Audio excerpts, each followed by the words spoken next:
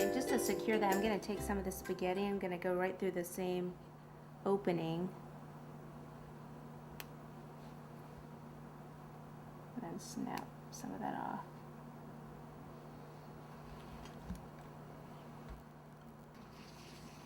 Okay, that's what we have so far.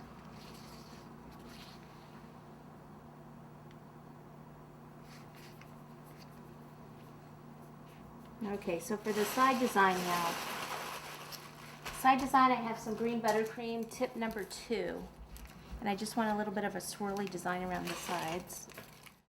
Just curve it around this way. And this is in the darker buttercream.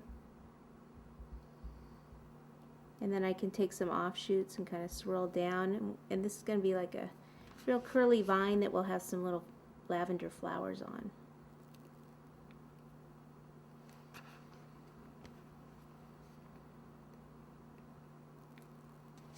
And it is a good idea to be eye level with the cake, but can't really do it here.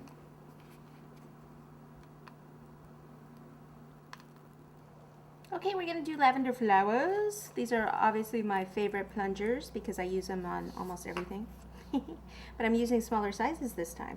So roll out your fondant, kind of just give it a little wiggle there to get a nice clean cut, and punch it out on some plastic wrap.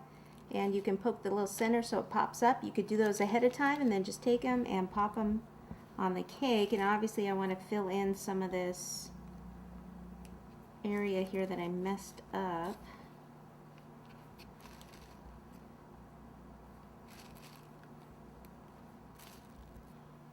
Okay, so I have most of them on. I'll go ahead and pop just a few in this area, this little grassy area, and maybe one a little lower here.